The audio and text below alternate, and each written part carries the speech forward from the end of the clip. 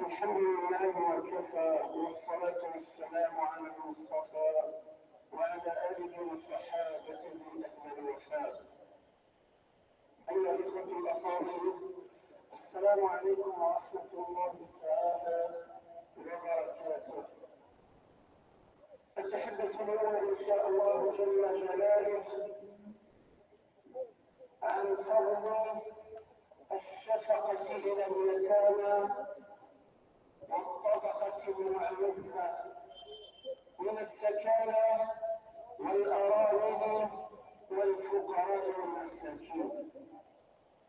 الله عز وجل يقول في القرآن الكريم: ويسألونك عن اليتامى قل إصلاح لهم خير. ويسألونك عن اليتامى قل إصلاح لهم خير. والنبي صلى الله عليه وسلم يقول أنا وكافل الجنة، أنا وكافل اليتيم في الجنة كهاتين، وأشار بإصبعيه السبابة والوسطى. وقد مدح الله عز وجل، أو وقد مدح النبي صلى الله عليه وسلم هذا الرجل الذي يكفل اليتيم فيمسح على رأسه ويقول له كلمة طيبة حينما قال: وخير بيت فيه يتيم إن أحسن إليه وسمى وسفر ووعد. هذا الذي يأكل وينهر اليتيم، فقال: وشر البيوت بيت فيه يتيم إن أحسن إليه. وجاء في الحديث أن رب العالمين جل جلاله يقول لملائكته حينما يرى ويسمع بكاء اليتيم ونهر اليتيم وأكل مال وحق اليتيم: أرسعوا النار يا ملائكتي لمن أزكى هذا اليتيم.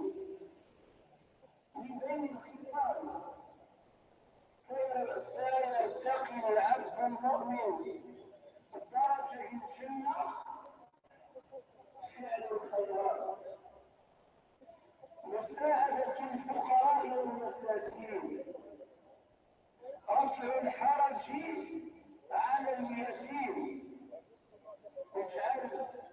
يشبه النبي صلى الله عليه وسلم من بين الأعمال سيرتقي العبد درجة الجنة، سيرضى رب العالمين عز وجل في الحديث الذي يفعل بالإحسان إلى الضعفاء. لا يحسن العبد أو يجمل العبد بأسرارهم، لا تحسنهم اليتيم غير مشين. العبد فقدان الوالدين مع العبد فقدان يوم الإحسان، مع العبد السعادة والدين نسعى الإحسان وإحنا الحنان. أما بالحنان العاطفي وأما بالحنان المادي. سبحانه وتعالى كده الصورة الماعون الديناري اللي ولا ينهار الضعيف ولا يكسر حق الضعيف. العزمية عن الدين بالتهتري دين ربي سبحانه عز وجل. أرأيت الذي يكذب بالدين فذلك الذي يدع اليتيم. العزم يكسر حق اليتيم، أليس عزيمة الضعيف، أليس مثقال الشرف. الدين في العبد ينام بالضعيف المسكين، العزم يكسر في ضرب في ارتفاع من صفات المستهزئين بدين الله عز وجل. الناس رب العالمين عز وجل يسأل النبي محمد صلى الله عليه وسلم: ويسألونك عن اليتامى قل إصلاح لهم خير. لكن العباد في مشكلات ضعفاء المعروضين الناس نفسهم غير يستعمل الأجر، يستعمل الفضل، يستعمل الرضوان رب العالمين عز وجل. كان يرشح من النبي عليه السلام للناس يمكن أخذ من الذي ربي اليتيم هو العيال الضعيف هو يحسن الظلم المسكين أن يجد الجنة كيف كيف الإشارة المسلمين والذي أراد يأتين اليتيم الذي الأمين والجنة الرحيم. أمثل وزنجير الشاهد الغربان الممثلين في الشراقات. بل يدينا يشيح النبي عليه السلام بالنسبة للعبد ما يفرغ الثواب البركة الخالص. هذه التطبيق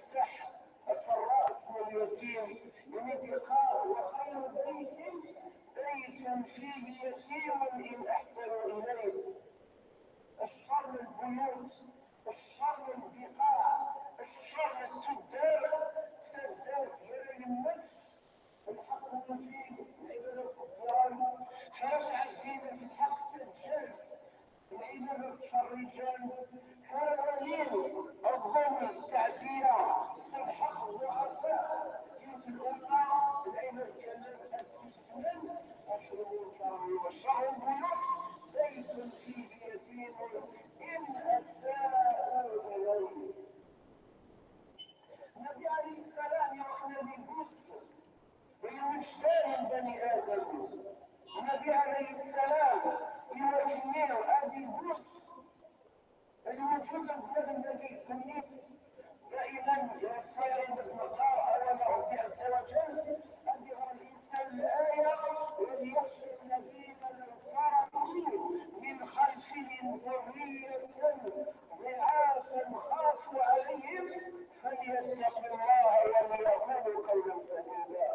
يسمع الإسلام ونقطع النبي السليماني وقال الضعيف ولا نسمع الناس بالنسبة رب العالمين عز وجل بعزمه جبل يسانا إلى أن يحضر الإنسان ومن السنين حين كان السنين وبالجنة كما يجيب بين الإنسان يوري بني آدم ويسمى الساعة لقعدة المرض الناس نفسي برا العمل والسعادة المدخول والسعادة أولا هي السنة الاحتمالي عشان فيهم الإنسان أدي المشكلة مكان يجيب دوام الحلال وليخشى الذين تركوا من خلفهم ذرية ضعافا خافوا عليهم فليتقوا الله وليقولوا قولا سديدا. لماذا ذلك؟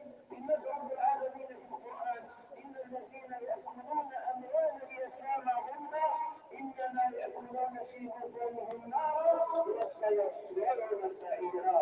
وجد الوعيد الشديد أثناء ذلك تعديل الحق غيره الملكية نار المرتبة أن يرى الحق السم الدينار وهي التنمية في سبيل المثال في اطلاع رب العالمين عز وجل في نار جهنم ومن الأسواق ومن القتل ورحمة الله تعالى إذن رب العالمين عز وجل أوصانا بماذا؟ أوصانا بالإحسان إلى الطبقات الفقيرة. أخبر حديث حديث النبي صلى الله عليه وسلم إني أستعشق رب العالمين عز وجل اللهم إني أحرج إليك حق المرأة واليتيم ثم رسول النساء الشيء الإنسان لا يكسب حق اليتيم حق المسكين الإنسان لا يمرضون حق غيره لأنه ليس بالمسؤولية أو بالنص أو نحن الكنسة في أي منصب من المناصب إذا أكلت حق غيره فإن النبي صلى الله عليه وسلم قد وكلك إلى رب العالمين عز وجل وبأهل السلام يمكن العبد أن يكسب حق اليتيم حق المسكين حق الضعيف حق الغير رب العالمين عز وجل. اللهم إني أحرج إليك حق المرأة هذا المسألة في هذه الشرف إلى من مثل هذا السنة حق المرأة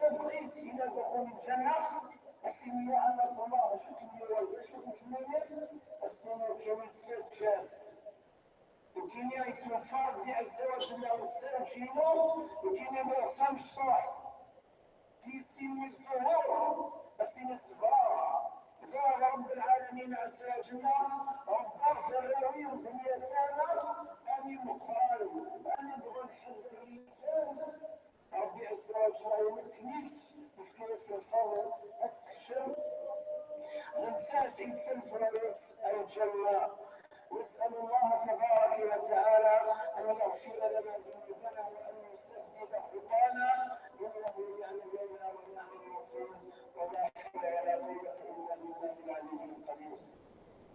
عندنا رصة جمع سبعات عندنا رصة جمع سبعات لقرن الهدى بين المسلمين والنبي. صارت جمع سبعات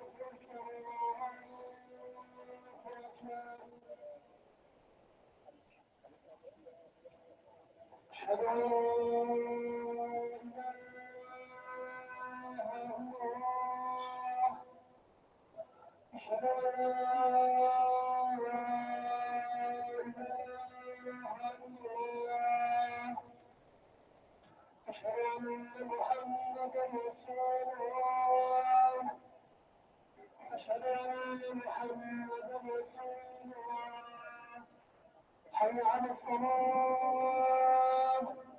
حي على الصلاة حي على الفلاح حي على الفلاح الله أكبر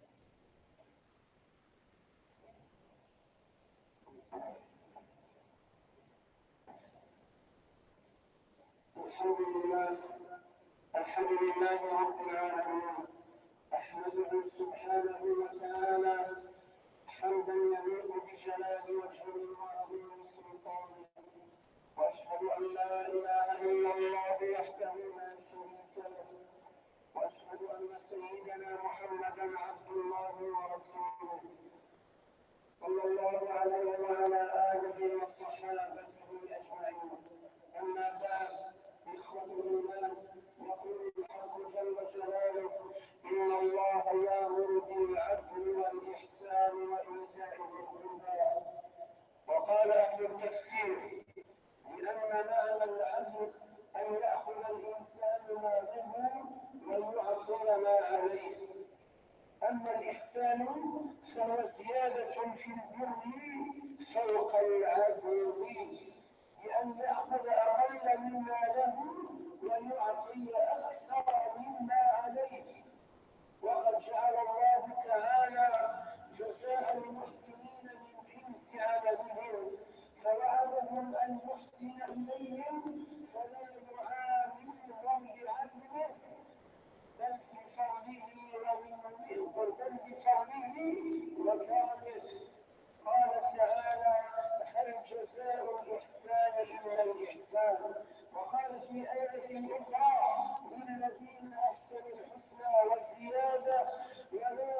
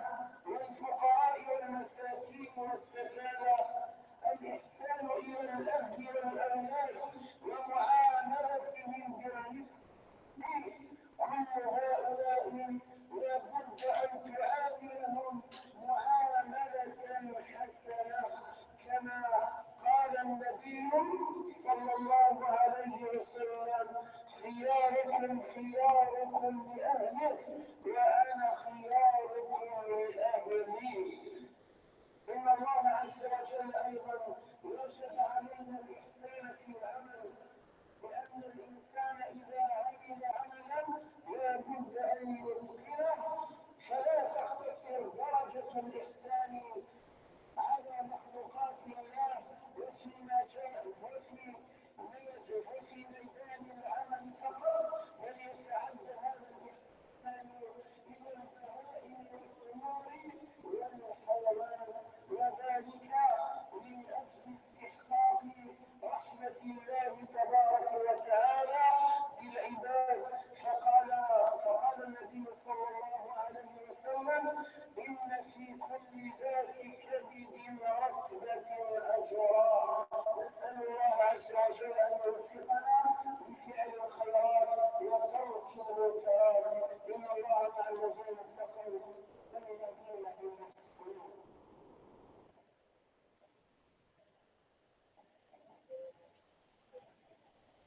الحمد لله وكفى، والصلاة والسلام على المصطفى. قال الله عز وجل: إن المتقين في جنات وعيون آخذين ما آتاهم ربهم إنهم كانوا قبل ذلك متمكنين، كانوا قليلا من الليل لا يرجعون وبالأسحار هم يستغفرون وفي أموالهم حق للسائل والمحروم. فللإحسان ثمرات جنة تتجلى في تماسك بنيان المجتمع وحمايته ووقايته من الخصومات، فبه تتقوى الأواصر المحبة، فالإحسان مظهر من مظاهر وقوي المجتمعات ووسيلة لحصول البركة ونزول الرحمات. قال تعالى: إن الله يأمر بالعدل والإحسان وإيتاء ذي القربى وينهى عن الفحشاء والمنكر والبغي يعظكم لعلكم تذكرون. اللهم آت نفوسنا تقواها وزكها أنت خير من زكاها أنت وليها ومولاها. اللهم اغفر لنا ذنوبنا واشف مرضانا وارحم موتانا. اللهم فرج هم المهمومين من المسلمين ونفس كرب المكروبين واقض الدين عن المدينين واشف مرضانا وارحم موتانا يا عزيز يا رحيم. إن الله يأمر بالعدل والإحسان وإيتاء ذي القربى وينهى عن الفحشاء والمنكر والبغي يعظكم لعلكم تذكرون. ولذكر الله أكبر والله يعلم ما تصنعون. ويقم الصلاة.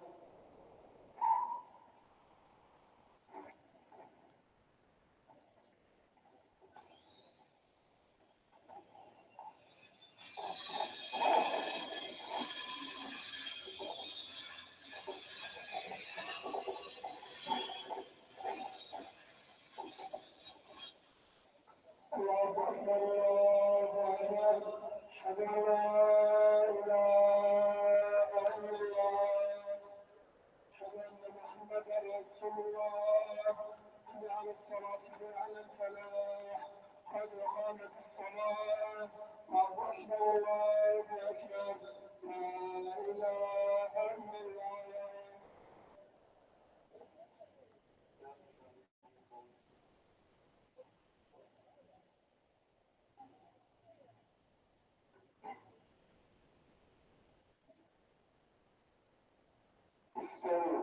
يا سيدنا رحمكم الله.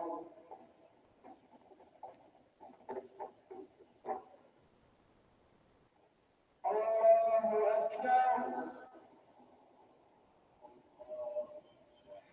الحمد لله رب العالمين الرحمن الرحيم مالك يوم الدين إياك نعبد وإياك نستعين اهدنا الصراط المستقيم صراط الذين أنعمت عليهم غير المغضوب عليهم ولا الضالين.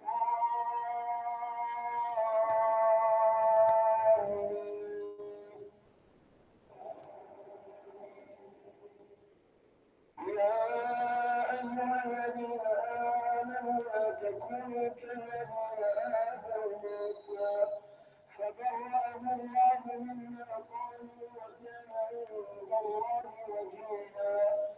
يا أيها الذين آمنوا اتقوا الله وقولوا قولا سديدا يصلح لكم أعمالكم ويغفر لكم ذنوبكم ومن يطع الله ورسوله فقد فاز فوزا عظيما.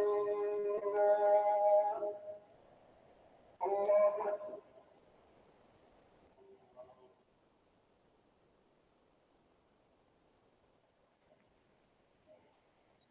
سمع الله لمن حمده. الله أكبر.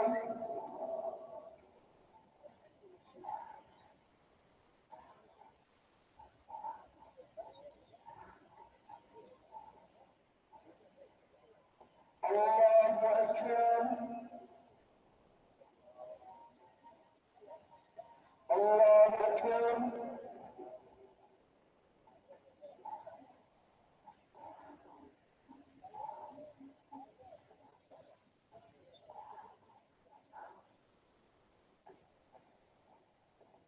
الله أكبر.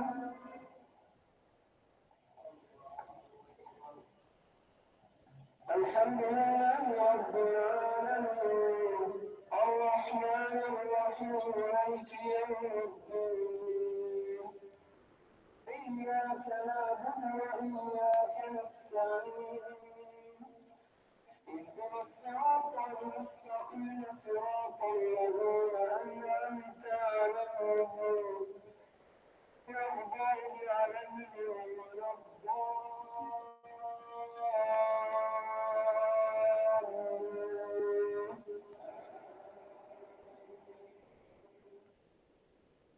قد أفلح من تزكى وذكر اسم ربه فصلى بل تؤثرون الحياة الدنيا والآخرة خير وأبقى إن هذا لفي الصحف الأولى صحف إبراهيم وموسى.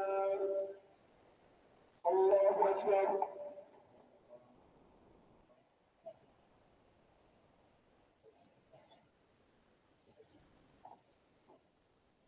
سمع الله لمن حمده. الله أكبر.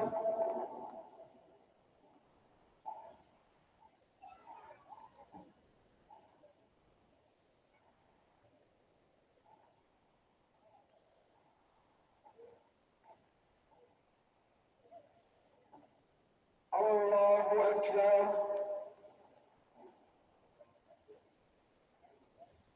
الله أكبر.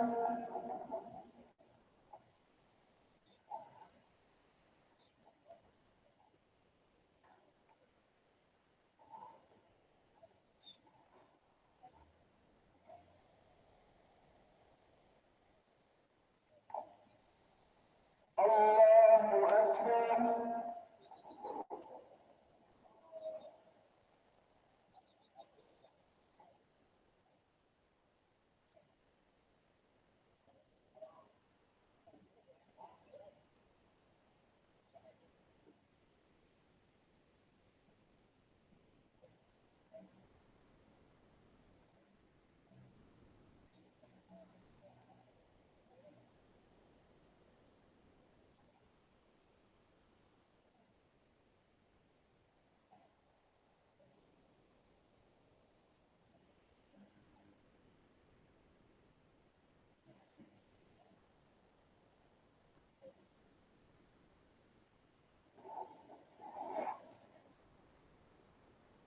السلام عليكم ورحمة الله.